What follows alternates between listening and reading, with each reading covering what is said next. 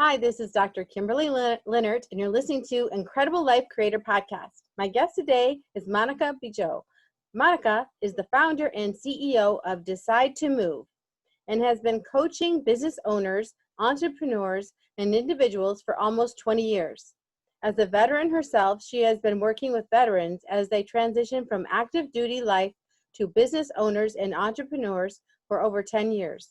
Monica has a Master's of Science Administration with a concentration in Human Resources and a Master's of Social Work. These degrees have allowed her to combine her passion for helping others find their authentic self, succeed, and work towards their highest potential. She also incorporates a variety of special trainings, such as being a certified master's level coach, hypnotherapy, emotional freedom technique, neuro-linguistic programming, and emotional intelligence to assist in helping her clients. Welcome to the podcast, Monica. Thank you so much for having me. Yes, and I almost said Dr. Monica because I know you're working on your doctorate. Yes, I should be done by the end of this year. Woohoo! Yeah, that's a huge accomplishment. So why don't we start out by you telling us a little bit about you, where you grew up, how you started out, how you got to be where you are today. Oh, most definitely. It's like so many layers to that. So I'm originally from Louisiana, hence the last name Bijoux. It means jewel. I am Creole born. So if people see me smile, they'll see these cheekbones are super big. Oftentimes they make my eyes look like they're closed when I'm actually taking a picture. So French, Indian, and African mixture. And then we moved around a lot, lived in Missouri. I lived in Missouri. It depends on who is saying it. And lived in North Carolina when I was married, lived in California.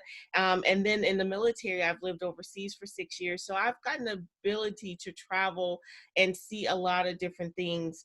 One of my biggest passion, which even got my name, is because I love to volunteer and I love to help people. I like to see people just grow and develop. I mean, my life itself was not one that was of ease, dealing with lots of trauma, sexual childhood abuse, physical abuse, just a lot of different things. And so I always just had this thing that I never want to see other people go through the exact same thing. You don't have to hurt if you don't have to. So in one of my volunteering moments, I ended up helping a business owner who was in the process of, he had a computer business, and I seen potential. I think I do that in everything. My last name means jewel. So I look for the jewel in everyone. Mm-hmm. And so I'm helping him, but I'm looking at his business and I'm seeing the things that he's doing. And this gentleman, he was making like $100 here, $100 there in his business. And I was like, I know I can go in there and help you get your business together. So I started doing ride-alongs, watching how he interacted with customers, started seeing how he kept his shop. So I just literally started doing subtle changes, not all at one time, but just these subtle changes and based on who he was as a person, as I got to know him. So then fast forward that like a couple months later, I was doing my human resources degree. So we ended up having to do this paper or presentation on being a change agent, you going into a company and making change. And I was like, oh, I already did that, but I don't know exactly what I need to, what I did. I had no clue what my steps were. So I do what I do best. I prayed and I was like, okay, Lord, I don't even know what I'm supposed to write. I don't know what I'm supposed to do. I don't know where to get started. And so I just lay down, and in the middle of the night, all these words started popping in my head, and I just took a notebook and started writing them down. And then the next day when I actually got up, I started organizing this. It was like steps. They were like one word each. They end up being steps. And by the time that I wrote them all, did the pictures, wrote everything out, it ended up spelling Decide to Move. Each letter is an acronym. Wow. And so then that's where I was like, okay, when it was time for me to formulate my business, I kept it because it's exactly about change, transition, transformation, growth, development. It encompasses everything, and which is what I actually help this gentleman do. And then it's something that I do in my own life as well. So in a nutshell, that's me. Wow, that's amazing. And you said you're from Louisiana, so and all those mixes of the races there. So early on in my career, I was actually flown down to work in near New Orleans area I would be flown down on a, I think it was a Tuesday, and I'd come back on a Friday because I needed doctors in Atlanta. I'm an optometrist. And, but the one thing that was really unique about New Orleans, besides the fact that it would be a sunny day and all of a sudden it'd be raining, like pouring, like you get soaked, and then it'd be sunny again, like wild. Besides that, the other thing I noticed as I was checking people's eyes is the amazing colors of the eyes there. People had so many different colors, unique colors I hadn't seen anywhere else because of the mix, because it's black, it's French, it's Spanish, Spanish. it's Indian. Mm-hmm. Yeah, it's, you have it all, because a lot of, people migrated to Louisiana. And for my particular story, my grandmother, her mother is from Senegal, and her mother came down to go to Dillard University and met a Creole. And so she got pregnant. Of course, come to find out, my grandmother, my great grandmother was a princess. And so she couldn't go back home. So she left my grandmother to stay with the family that were end up being very abusive. And so when her mother attempted to come back to get her, she was like, no, and just kind of disowned her. But yeah, like when people actually are in my face and they look at my eyes, they're like, your eyes are not dark. They're like actually not brown. They're not, and I'm like, yeah, I know. They're a gorgeous color though. Yeah, it was so funny. My own husband, he's from Louisiana too, my ex-husband now, but like he was looking at, he was like, your eyes are like not, and I was just like, dude, we've been knowing each other for how long, and you're just now knowing these things, so it's funny. Well, just be thankful he's looking in your eyes. A lot of men, you ask them, so what's your wife's eye color? And they don't know. That's terrible.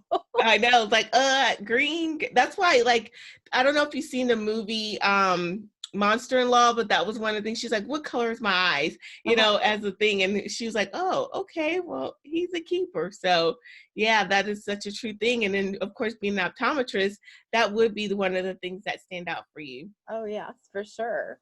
And before we got on the podcast, we were talking about some different parts of your journey, and one of them was actually as an older person, not old, but not as an 18-year-old, actually enrolling yourself in the military. Yes. So I came in at 37. I didn't get spiritual peace about coming in, whether I should come in or not. If it was up to me, I would not have, honestly. And I did everything in my power because it wasn't something that I thought about. I mean, my ex-husband, he was in the military. He was Army when we married. However, that was not something that I really ever thought about. And then after I was already done with finishing one master's, getting ready to start my my social work one. And it was very strong. I just could not get this off me. Like, you just can't get rest. You can't get peace. You just feel like there's more that you're supposed to be doing. And what is so funny is like, when you know that you have a destiny that you're supposed to fulfill, and things work out. And I remember when I applied for my social work, because that was what I was coming in the military for, to be able to be a therapist, because they only take MSW and psychology. Those are the only two. And as an MSW, you have to be clinical. So it's different. It's not just a typical social work. You're actually clinical. You actually can have your own practice. And so I applied and I put my application in, and I waited like a couple months, called, and they said, oh, no, we're still reviewing your application. I was like, oh, okay. And then later on, they came back and told me that it was in some folder or something. So I was thinking, okay, well, maybe I didn't get picked up. Fine with me, see, I don't have to go. Uh-huh. And I remember leaving my office. I was working in a hospital as an ED critical care specialist, emergency department critical care specialist. And the phone rang as I was actually getting ready to leave, and the phone rang, and I picked it up. And it was the department secretary calling me, saying that my application was misplaced. She apologized. I was approved a long time ago. Classes start this is a Friday. Classes start on Tuesday night. Will I be able to come get my books on that, over the weekend? And I was just like, dang it. Yes. So it's like, no matter if I was like, I'm just going to do the process, but if it doesn't work, it doesn't work. At least I know that I did it. But yeah, so those are the little things that make me say, well, when you're supposed to do something, you need to definitely do it and not try to run from it, because it will find you. Yeah, I agree. It certainly will. And, you know, the time that you have spent actually working in the military and working with the, you know, mental health there, what are some of the biggest lessons or ahas or things that you discovered that you wouldn't have discovered if you hadn't gone in to do that? I definitely realize from my job standpoint, you know, trauma work it's difficult, it's hard, but it touches every person's life pretty much. And it shows up the way that what's according to that person, not necessarily what we consider as trauma. Before I came in the military, I worked inpatient. So I got to see a lot. I got to see people have their first psychotic break. I got to see people that were going through bipolar, the ebbs and flow. So I became specialized when I came in working with personality disorders and trauma, the toughest diagnoses, the toughest jobs, and being able to see people get better and be able to go on to do the career and do the job and get out of the military and transition to being healthy. And that's what I've been doing and love to do, is helping people get to where they desire to go and what's their purpose, instead of being stuck. So for me, anybody can get better if they're just given the right tools to do so. Yeah, and if they want to get better. Yes, exactly. That's what that's the number one part. I mean, I've had some people that I've actually had to tell them that I could not work with them because they only came because someone else told them to, but they are not ready. They're not doing the work. They're not willing to. And I actually had a client that I actually told her that, you know, that until she's ready, that it's best for her not to keep wasting my time nor hers, not trying to be funny or rude. However, when you're ready to let go of the story and let go of what you've been holding on to and really start doing the work and get better, then we can work together. Until then, I can refer you to another therapist that'll let you tell that same story as many times as you want, because I am an action therapist. I'm about helping people grow and move, hence my name. Yes. Perfect for you. The perfect name, Decide to Move. That is perfect. In a nutshell, I'm like, thank you, Lord, for that, because it's about making a decision and actually taking action. So, yeah. And you did say that you have kids. You're a mother. yes, I have one child. I had my daughter at 17, and she's actually in Germany. So I just have one child, and I was so focused on taking care of her and then finishing school and letting her know that she can be whatever she chooses to be. I always say society's going to shut the door on you, but you don't ever go to a door and go, oh, I can't go there because I'm not ready or I can't.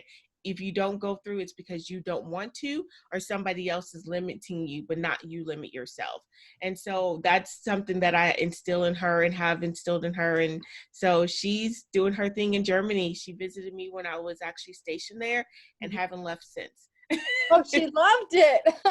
She's like, Mom, this feels like home. And I'm like, probably because we got so much mixture in us, it probably does feel like home, because every ethnicity you want to reach is right there. Because my sister, we have different fathers. She has German in her, where I have French. So yeah, we're just some lovely Creoles mutts. Wow. And when we're talking about actually going with your gut or going with that part of you that's telling you to do something, so there's sometimes when we get a really strong feeling that we're supposed to do something and we start going in that direction, but then sometimes we're going just because we started and we just keep going even though maybe it's not the right direction. So how do you tell when to go with that gut feeling and to go with that direction and when you should pivot?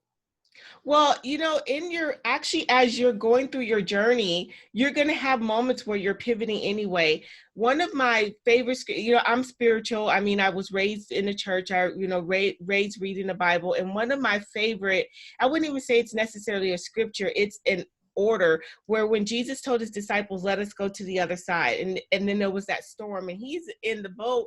I'm paraphrasing so people don't be like, that's, he's in the boat like just relaxing and sleeping, and his disciples started getting all worked up because there was a storm, and he's just like, peace be still, ye of little faith.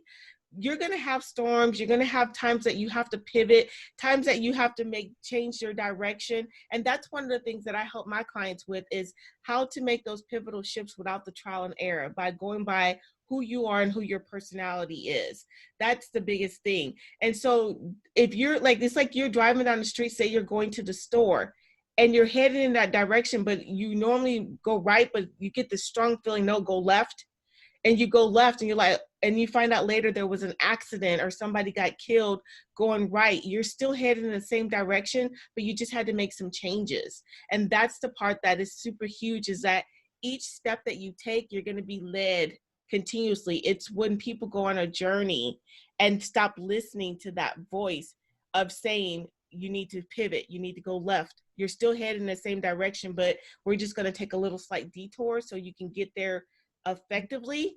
That's what gets people in trouble. And that's what I've seen, where people say, well, I was heading in my destination and I was heading, doing my purpose. And then we start pulling back the layers and they'll go, oh yeah, I see the point where I was supposed to go here. And instead I didn't listen, and I decided to still go this way because I thought it was quicker going that way.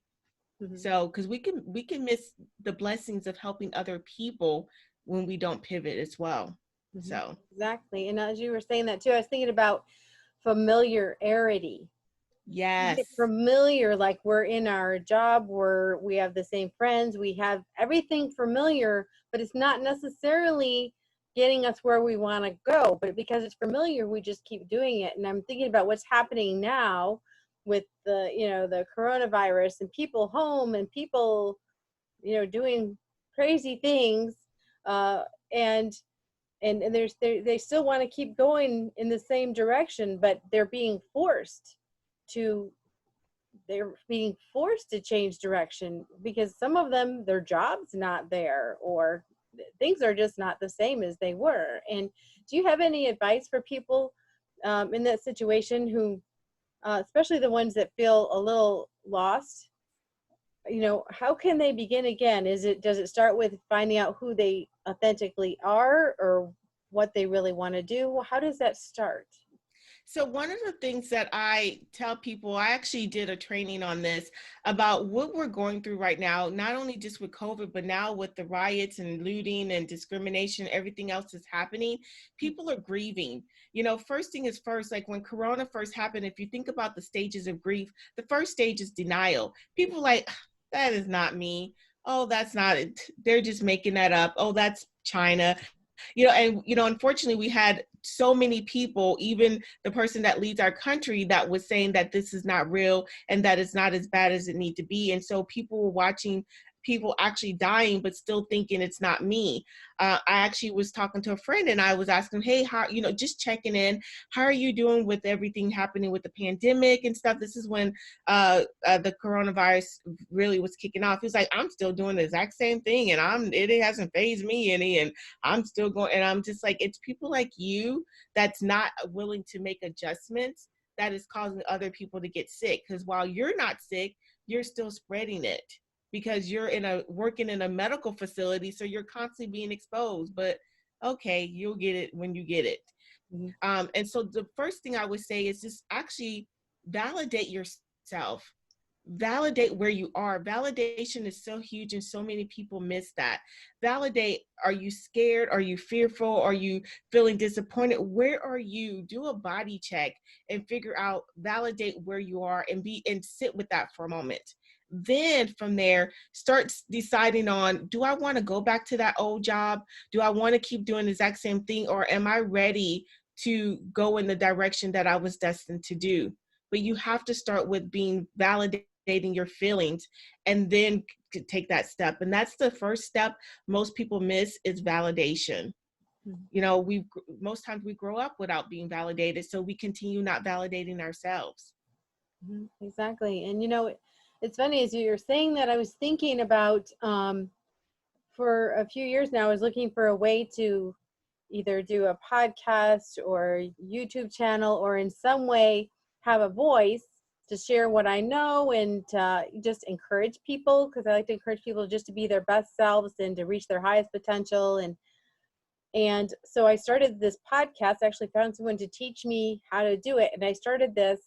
And now with all this going on and everybody's going virtual, and I'm thinking, oh my gosh, God was taking care of me, because he got me all set up. He got me going.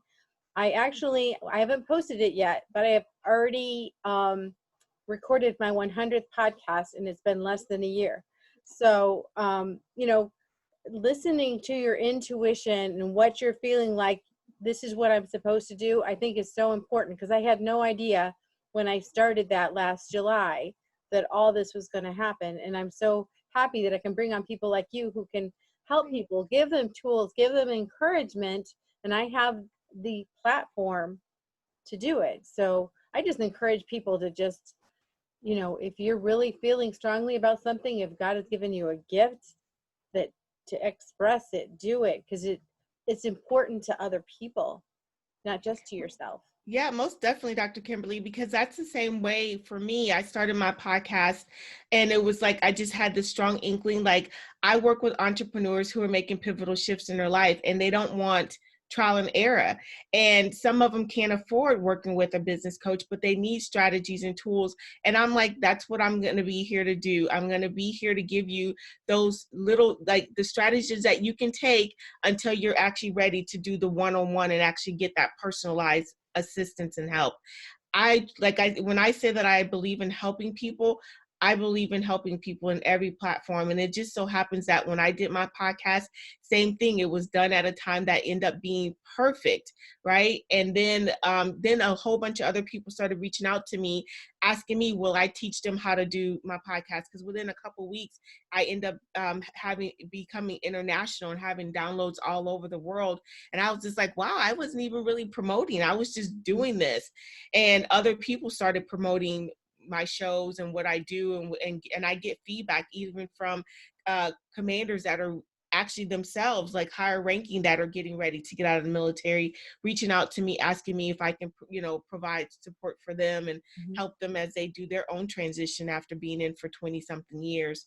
And now I'm going to be teaching other people. I actually started the course of helping other people get their podcasts together, because I kept getting asked to do it. So I'm like, okay, I'll start the course. I'll do it on. So I actually have an online course right now where I'm helping other people do their podcast.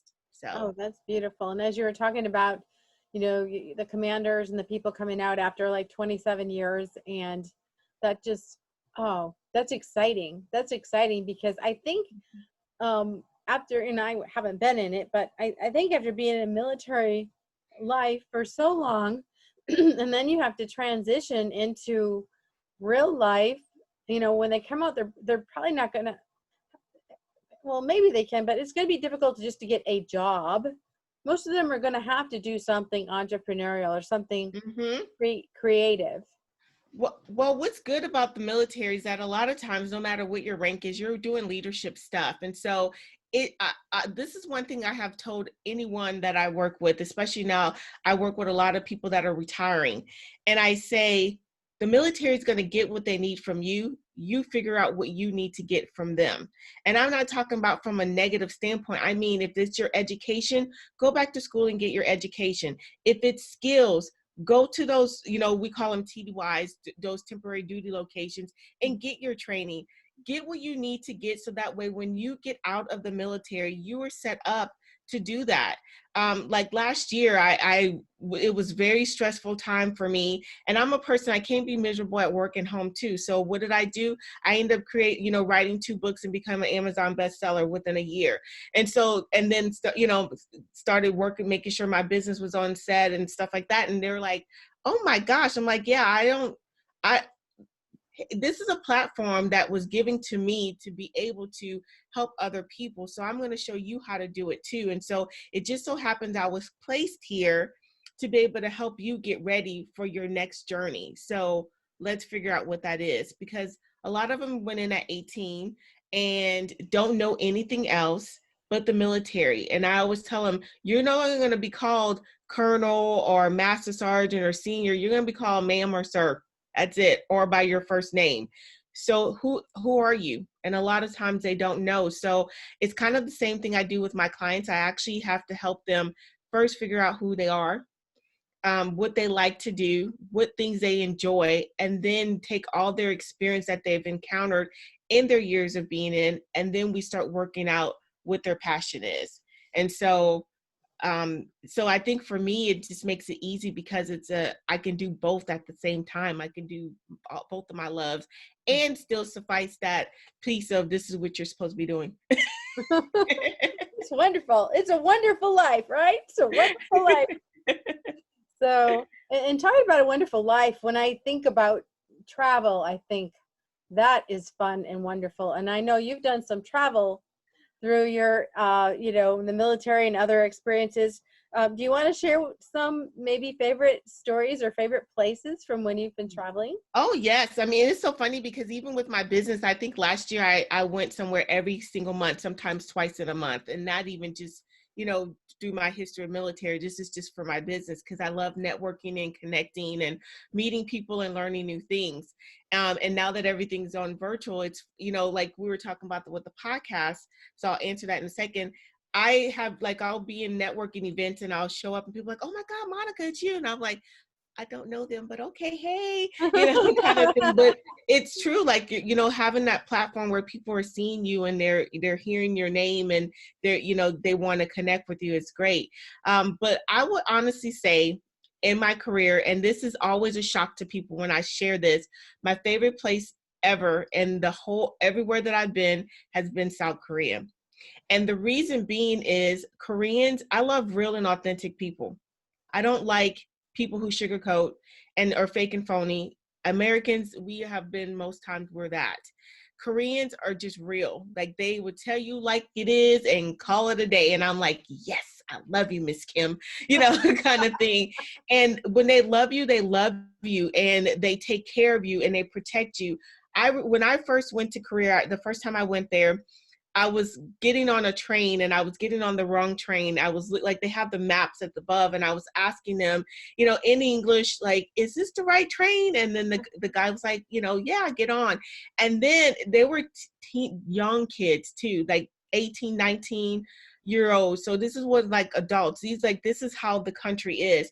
And the guy looked at the map above his head and he realized where I was going was the wrong train. So he tells his friend, keep going, got me off the train, waited for the right one to come, got me on my train, and then waited for his.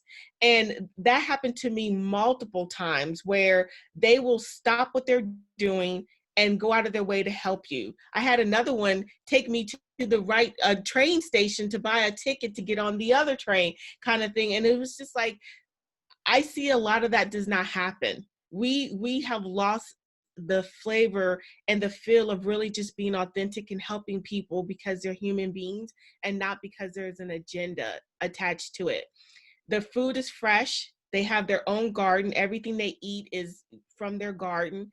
And when you walk around, I've walked around at night, 10 o'clock at night, through the alley and felt safer than I do in my own country. That's amazing. And that's something that people didn't understand. And there's Wi-Fi everywhere. So my friends and I will go to a coffee shop and we'll have chai tea or whatever, have our studies or just, they're talking. And we'll get phone calls from friends and family saying, oh my God, are you guys okay? And we're like, what are you talking about?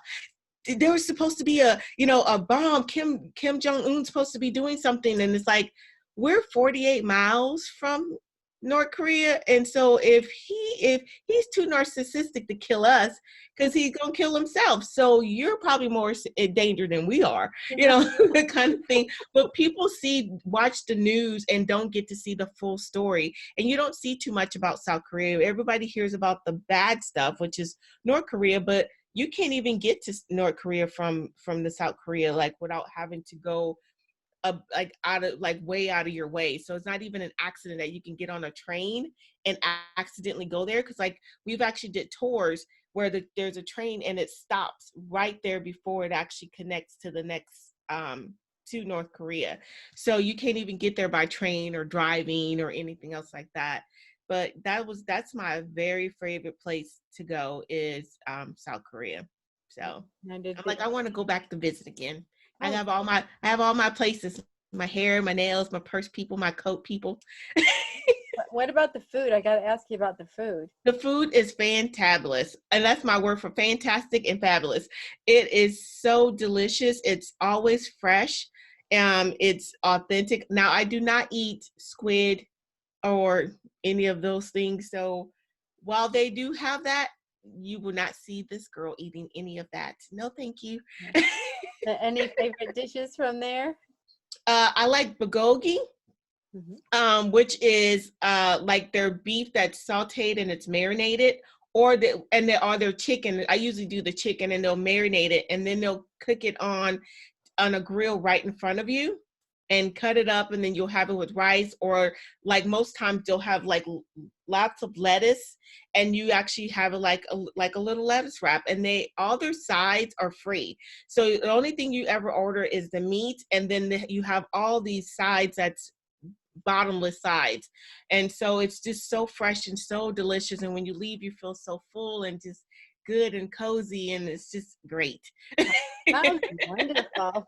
I that wasn't even on my bucket list. I'm going to have to put it on my bucket list. And it's so many beautiful places to go there. Like I was surprised. They have festivals for everything. They have the Dogwood Festival. They have Lantern Festival, like literally everything. It's just, and it's so lovely and colorful, and it's just so nice.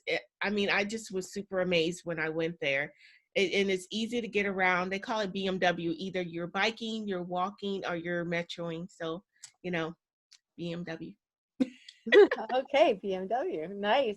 Mm-hmm. So just to switch gears a little bit, so talk about someone's having success and their mindset, or where they have their mind, where they're thinking. Almost that, mindset is the beginning piece for success. I actually have an exercise that I do with people. It's called the Road to Self-Discovery. And what I do is I have them, it's like a guided imagery, and I have them imagine certain things like a road, a cup, different things. And at the end of it, I'm able to see what's their mindset and their connection when it comes to money, success, their boundaries, when it comes to how they show up in the world, and how they even view themselves, and how far do they actually see their future. And that's so huge, because if you feel like you want to be successful, but you really don't believe you're going to be successful, you're not going to ever be successful. And there's limiting beliefs and blocks that keep people from being able to do that, because we all want to be able to conquer the world, right? Like we say, hey, I want to make $1 million, but there's some of us that never make $1 million because we don't believe that we deserve it, or we don't believe that we actually can obtain it. Or we just don't even surround ourselves with the right set of people to actually do it. So with your mindset, you also have to surround yourself around people who will validate you, who will support you, who will encourage you, not the people who be like, you'll never be a millionaire or make $1 million.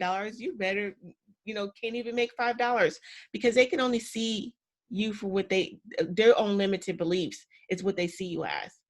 When I had my daughter, at 17, and I actually say this to people, when you hear about a person having a child out of wedlock at 17, nonetheless, didn't even have a high school degree because my mother wouldn't let me go, because I actually, was put out at 15, got pregnant at 16, made me come back at 17, had my daughter. Just like I said, a lot of abuse, a lot of different things. People told me that I was going to probably have a lot of kids, end up on state funds, not amount to anything. Well, you heard my bio. Mm-hmm. I don't need to say more than that. So I tell people it's up, because your story or what you're saying, I'm not resonating with that. I'm not accepting that. I know that I'm destined to do better things than what you say that I'm going to do. So I'm going to show you. And so even now today, when I have people tell me, I've had coaches where I tell them, hey, this is what I want to do. And this is what, and they was like, oh, I don't think you're ready for that. Or I don't think you'll be able to do that. And I go, oh, okay. That's my, and I'm like, if you know me, that means thanks, but no thanks. but I'm going to do this, and don't come looking at me later on when I've achieved it. Because I've actually worked with a coach that told me you shouldn't be writing books. Don't need to have a podcast. The only thing you need to be doing is focusing on this. And it's like, okay, thank you. Appreciate it. Yeah. And I was thinking about, when you're saying that people are saying, certain things about you, like you can't even make $5, and that doesn't resonate with me. We don't have to accept what people say. And I've heard this before, and I think it's so true. What other people think of me is none of my business. Exactly. Because I'm like, that's their story, and don't put me in your story. Like, I often tell people that sounds like that's your story. Don't invite me, because I'm not coming to that party. And so that's what people don't understand. It's like, also when people say, I think you're thinking so and so, I'm like, well, it sounds like you're doing a lot of thinking instead of asking, and that's a problem. Yes. I actually just interviewed Mark and Crystal Hansen, Mark Victor Hansen, his wife Crystal, because they have a new book out, and guess what it's called? What is it called? Stop thinking too much. It's called Yes. Ask, and they actually did research and showed how people who are actually willing to ask for what they need and what they want, so they can actually put their dreams together, they get it. And the people who are afraid or just don't ask for some reason, they don't get it. Exactly. It's so true. And it's so simple. And I think you have to also be willing to accept the answer. I always tell people we have roles to play. So my role is to ask a question because this is what I'm going after. That person's role is to either support me or say no. I can't get mad at them. I can only focus on how I respond to a situation. So be willing to say, for that person to tell you no, and for you to come up with another option. I mean, and that makes it so much easier when a person is going through, looking at going forward. Oftentimes we get upset with people because we put expectations on them when the expectations really have to be placed with us, with yourself. And so that keeps people stuck, is being upset with the world. Like, the world didn't give me this. Well, I can tell you this. The world did not give me anything. I'm a Black female. I was raised around discrimination, racism, got to see my own mother, last name being Bijoux, and they hear her name and hear how she articulates herself, and they are, assume that she's a different race, show up and they're like, ooh, the job's already been filled. And she's like, I just called an hour ago. So I've seen that, I've experienced it. And back to what I taught my daughter, don't allow the door to be shut on you because you're not able to go through that door. Beautiful advice. And I was thinking, as you were talking about, party, and I don't want to go to your party. What party do we want to go to? How do we connect with people who support us and love us and support our dreams? Where do we find that? So honestly, here's the thing that's so funny is that when I talk about that instinct, have you ever walked in a room and you felt this, like, or walked by somebody and you felt this huge negative energy, like, ooh, Oh, yeah. Or like you'll walk away and then all of a sudden you're angry and you're like, what's wrong with me? Why am I like, and then you realize the person that you were just talking to was just negative, negative, negative. Listen to the same instinct that's telling you what path and direction you want to go, how to actually pick up on people. I will walk in a room and I don't know why, but people start coming up to me, and I actually have to have I call it a spirit of discernment. I have to have this strong spirit of discernment, this strong intuition of who's right and who's wrong and who's for me and who's not. And just because I like this person doesn't mean that we're supposed to be friends and connected. There's something that Tyler Perry, and I love his plays, that says, and for those that don't know him, you're missing out on some good fun humor. But he said, when people come into your life, they come in 3 different ways. You have some people that come in for a season. That means that they're here to help you for one thing only. We often want to keep that person around. But if you think about a leaf, he used a tree to explain it. A tree, leaves, when the weather changes, leaves change colors and they fall off. So when things change, that friend is no longer the person, or that associate is no longer a person that you're supposed to be doing business with or even having in your life. You don't have to do it in a negative way. You just have to make sure that, because you'll start feeling tension, like something's not right. It's okay to let that go. then you have those that are like a branch. They seem sturdy, they seem strong, but when it gets too heavy, they fall off. It's okay to let those people go too, because the ones that really matter are the roots, the people that breathe life into you. You learn something from them, they learn something from you. It has to be an even exchange. It's emotionally draining when I walk somewhere, go somewhere, or talk to someone, and I'm always the one that's giving, and I never get anything back in return. And that's the same with accountability partners. I have several accountability partners, and I have several people who want me to be their accountability partner, but I know that I will be doing all the giving and I would not get anything in return. So I limit, because I am a helper, I limit how often I actually communicate with that person. Like maybe once a month, I'll get on a call with you, help you with your stuff. You ask me, can I help you with anything? And from experience, I know when I do mention it, you're like, ooh, I'm tired, or I can't help you. So I already know, and I'm not upset with you because you're just showing me who you are. I'm okay with that. Now I just have to adjust how I approach the situation. So that's what I would say to how you surround yourself with like-minded people. Also attending virtual networking events now that, Corona's having her, fun. Virtual networking events are huge. And when you go into the breakout rooms, you can pick up on a person's energy and tell based on just how they come off if this is a person that you want to work with or not. So just start listening to yourself and learning. And there's so many people that don't even know what that looks like, but think back to the times that you listened and how things worked, and the times that you didn't, and you'll know that exact feeling that I'm talking about. Exactly. Yeah. And when you were talking about, being the helper, the giver, I know so many times that the person who is the giver person, or the person that really wants to help people, you want to help people so much. I'm one of those. I want to help people so much, but then you get taken advantage of and you get spread too thin, and then you're just not good to yourself or anyone else. Yep. And like I said, when I recognize, I quote people, Maya Angelou said, when a person shows you who they are the first time, believe them. So when you have a person that when you reach out to help, like when they ask you, what do you need support in? And you ask them, and then they come up with excuses and tell you, oh, go look it up or go do research, where you actually literally help them pour all this energy and time. The first time that you do something to me, my number one job is to teach people how to treat me. So I will say, hey, I helped you, but I don't see the reciprocation happening. I'll give you one more chance, because now you know what I need and what I'm expecting.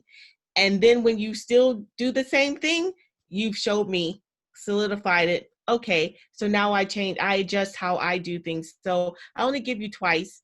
The first time you didn't know, the second time you still learning. After that, that's it.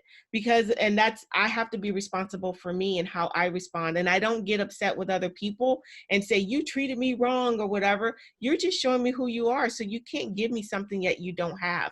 And if kindness is not one of those, how do I expect you to be kind if you don't have it inside of you? Yeah, So exactly. I'm okay with that. And that's the part, is being okay with people being themselves. And I like that you're just speaking to them with clarity. You're not sugarcoating it. You're not Mm-mm. pretending anything. You're just coming out and being very clear, kind but clear. And you know, and as you were talking earlier too about discrimination, things like that. How do we communicate with people without being aggressive, or without how do we actually communicate clearly without especially women, we've been called certain names when we are more progressive or bold, but we're just being bold, but we're called other things because we're women. Yes. Actually, I have an acronym, being military. We have acronyms for everything, but it's something that I teach. It's called FIZ. F is in Frank, I-S, FIZ. When you're talking to someone and you're using FIZ, fact, F is for fact, I is for impact, S is solution. You take the emotions out of it. When you come to a person with you're all emotional, you made me feel like this and you said this and you hurt my feelings, people can't see what that means. But if I say to you, when I talked to you the other day, you said this, and that, fact, impact was it hurt my feelings. It made me feel, I felt invalidated. So going forward, this is how I want us to communicate. Or what do you recommend how we can remedy this? What using just simple, that's called assertive communication. People often confuse assertive for aggressive. Assertive is just saying, hey, here's the fact, here's the impact, and here's the solution, and that's it. And that allows people to focus on the outcome, the solution, instead of getting caught up in the emotions. Oh, That what, and that makes yes. a big, huge difference of how do you effectively, and you can use that with your spouse, your kids, your boss, if you're working, in your business, anytime. Like literally, that's the only way that I communicate is those three ways with fact, impact, and solution. And people know that in the military that if they have rank structure. It doesn't matter what a person's rank is. When I have an issue with something, I use that and literally I'm heard, I'm listened, and action is taken. Because when people say, well, come with me with a solution. Well, part of that solution is teaching people how to treat you. So that's the end part is, I didn't like that. This is what you did. I didn't like it. This is what we're going to see differently. And so you can do it in a way where it's not emotional and you're just being straight, honest, but tactful about it. Because assertive communication does not hurt people. It does not hurt people. It's about really staying true to the task at hand and what you would like the outcome to be. Yeah. Yeah. So, yeah. So I just wanted to ask you one more thing. Mm-hmm.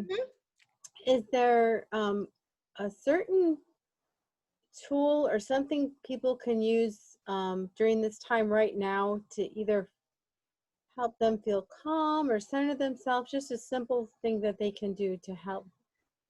Yeah, there's actually several different apps that they have out there because I know a lot of people are on their phone. There's actually one that was just created by a colonel in the military, but it's it's called COVID Coach,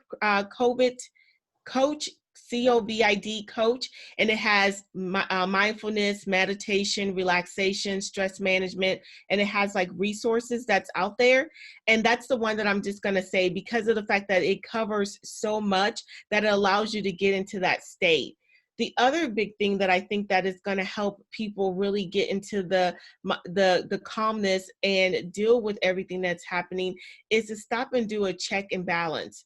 For those that are angry and hurt and grieving, anger is the outward thing that people see.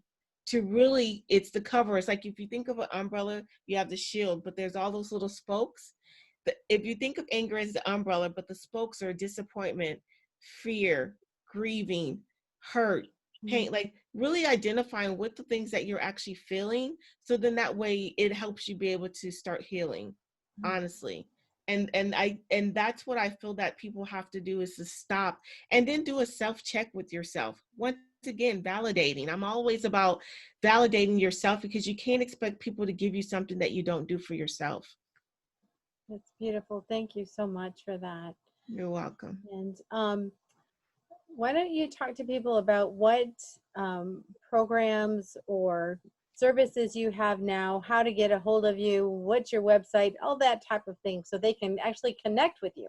Yeah, most definitely. So everything is actually on my website and it leads to everything else that I'm doing as far as online classes, doing eventually I will be doing some accountability / goal setting for Q3 in July because of the fact that most people phase off in certain quarters. Some people are going to have to do resets, especially for the whole August, September, October timeframe to really help them get back into the game of their business. So my website is www.decidetomove.com, and 2 is TO. So it's just, and on there you'll see all of my social media, Instagram, Twitter, LinkedIn, Facebook, everything is there. as well as the, my podcast. It'll take you to my my page of where I have all my videos and everything, or all my episodes. And then I even have it on YouTube. I have a YouTube channel. My podcast is Decide to Move Podcast. I named it after my brand. So because it's about making pivotal shifts, and that's the clients that I work with and who I'm helping. But in the process, people, even those that are contemplating and thinking, they still can get great information from just listening to an episode as well. So. Okay. Well, thank you so much. And thank you for being on the podcast and for sharing all your wisdom. And you've shared some things that are really, really helpful in just day-to-day life. So thank you so much. You're welcome. And I just want to add, also on my website is a free download that I have called Millionaire Mindset Secrets. And so that's one that they can actually grab just by going to the website. So it has all that. And it's basically gives you all the little things that from the mindset stuff, like when we talk about success, that you want to have when it comes to you being successful. And you don't have to want to be a millionaire. You may just want to make 5 figures, 6 figures, but it's really about the mindset, and that actually starts the process for you. Mm-hmm. Okay, thank you. You're welcome. So here's the last question that I ask everyone at the end. What do you think would help people have the most incredible, extraordinary life? What makes an extraordinary life? Being authentic, being true to themselves and who they are, and showing up as that. I prefer someone to not like me based on me being me than to like me being somebody that I'm not. So I've actually had a conversation with someone one time, and they gave me all these things about who they are. And I actually had to go back and say the tapestry, the Picasso you painted is different than the ragged tapestry that I'm seeing. So I'm comparing you to what you painted, and it's not matching up. And it makes it a very uncomfortable relationship when we don't have that. And that relationship means business relationship or friendships or whatever. So be authentic, be you. And if everyone loves you, then that means that you're a chameleon and you're not being true. So you're going to have some people that don't like you. And guess what? That's okay, because the people who will support you is who you want to surround yourself with. Yes. Thank you very much. You're welcome. Yep. And we'll talk to you again soon. Thank you.